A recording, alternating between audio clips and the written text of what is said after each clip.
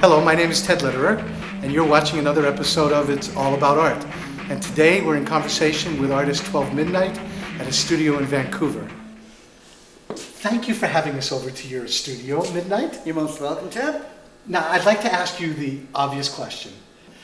How did you become known as 12 Midnite? It came from other people. So I don't know, your guess is as good as mine. Really, it just I'm kind of just happened. 12 Midnite. So, Midnite, you have an exhibition coming up at the Elliott Lewis Gallery, March 8th to April 2nd, and the title of the show is Taking Liberties. Indeed. Why? If any of our viewers are familiar, I came to prominence in the 80s with this image here, which is the Statue of Liberty holding a gun. I believe that liberty isn't an ideal that can be enforced with a gun. On the other hand, liberties are never given, they're only taken. You're known as a contemporary pop artist. Also, sometimes people refer to it as lowbrow art. How do you refer to your work? Well, you know, I don't really think about it that much. And obviously, since being given this show, I've had to think about what I want to project to a new audience. I believe, it's pop art, but the notion of pop art is, to me, more using icons. You know, everything we're surrounded by icons, religious icons, money is an icon. American Idol is, godifying of icons. And some of the images that I've created, like the heart and crossbones, have become cultural icons. They're in the collective unconscious. And so this is a presentation of icons in a context where you can make up your mind what it means to you. The use of popular iconography has exploded. I mean, it started way back in the 60s with Andy Warhol and then Lichtenstein. And the very, very best of those artists are now being shown in very major galleries. Well, as well they should be. If you look back on, popular iconography, look at, the Renaissance painters. They were painting popular iconography of their religion, of their leaders. It was pop culture then, it's pop culture now. It's just that we have a more broader base of our mythology, let's say. It's not all Poseidon and Zeus or Jesus and the Pope. It can be Mickey Mouse or chopped Merc smashing into a 32 Ford. All right, and that's exactly the piece that's behind this, isn't it? It is. It incorporates both your skills as an artist using neon, which you're known far and wide for, and this wonderful hand that you have vis-a-vis drawing. Well, with this piece, the smash, which is above in neon, is hearkening back to a gallery that I ran in the early 90s. It was a major Canadian gallery called Smash. I wanted to incorporate some of my own history. So when you look at this, you look at cars, and Smash. So whatever ideas, if you'd ever heard of that or been there, you can bring that into it. The cars, I've been into hot rods and custom cars since I was knee-high to a grasshopper. And I appreciate what you say about the drawing.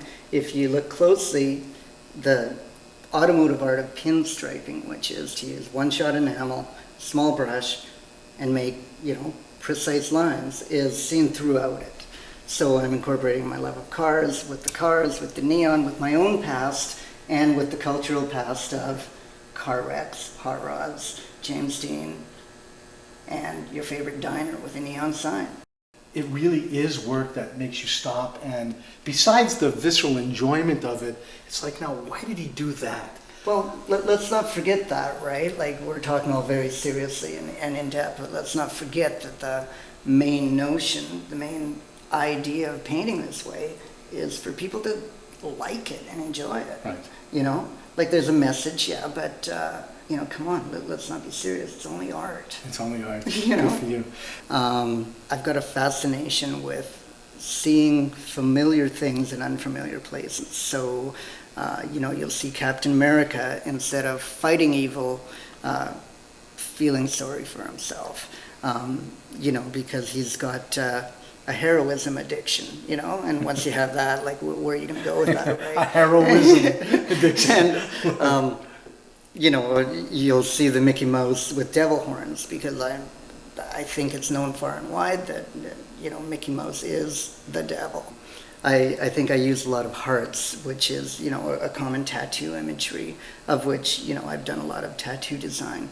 And I think the perception, the concept, let's say, of love is really thrown around without people thinking about it. I've got hearts with thorns in front of them, like prickly love. I've got hearts with pins pinning them together, or screws screwing them together, because it's hard to keep love intact. And I just maybe want people to think with these icons in a different context of what each of them might mean to them. The neon work that you do, you use antique neon. A lot of the time. Yeah, what do you mean by that? Well, neon is, came to popularity in the 30s and 40s, and we all know the 50s. A lot of the colors, like the ruby red, isn't made in the same way anymore, even if they make the same type of color, because of cost, because of certain ingredients that aren't readily available or too expensive. So a lot of the time I will salvage old neon and reshape it, or find collections of unused antique neon, and we have sources for those kind of things. So is this the first exhibition that you've done, a full-on solo exhibition outside of your own venue? This is the first real full-blown pop art exhibition of a contemporary Canadian pop artist in a commercial gallery in Vancouver, and thank you, Ted, for that. Oh. Is there anything else that we haven't covered that you want the viewers to know about you and about the work and about the upcoming exhibition? Well, I'd like them to know that I love to do what I do. It's not a hobby. A lot of painters, if you look at them, you think, oh, it must be a hobby. It's a lifestyle. And come share our lifestyle and make buying art your hobby. Midnite, thank you for having us over to your You're gallery. most welcome, Ted. My name is Ted Lederer. We've been in conversation with artist 12 Midnite at his studio in Vancouver.